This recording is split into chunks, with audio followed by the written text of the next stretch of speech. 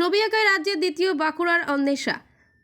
বাঁকুড়ার যামিনী রায় ও রামকিঙ্কুর বেইজ নিজেদের সৃষ্টি ভাস্কর্য ও চিত্রকলার মাধ্যমে অবাক করে দিয়েছিল গোটা বিশ্বকে।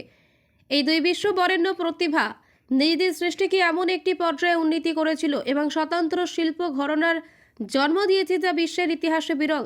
এবার তাদের উত্তরসূরি হিসেবে নিজেকে প্রমাণ করলো বাঁকুড়ার মেয়ে অন্বেষা। রাজ্যস্তরীয় প্রতিযোগিতায় বাঁকুড়ার নাম উজ্জ্বল করলো ছাতনার অন্বেষা।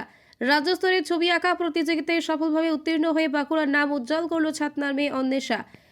পশ্চিমবাংলার সমগ্র শিক্ষা মিশনে কলকাতাতে স্টেট লেভেল কলা উৎসবে আমি দ্বিতীয় হয়েছি ভিজুয়াল আর্টসে। বিষয়টা ছিল একটা সাঁওতাল বাড়ি ছিল, যেটাতে ওই একটা সাঁওতাল মা তার সন্তানকে তাদের কালচার বা সংস্কৃতি সম্পর্কে পরিচয় করিয়ে দিচ্ছে।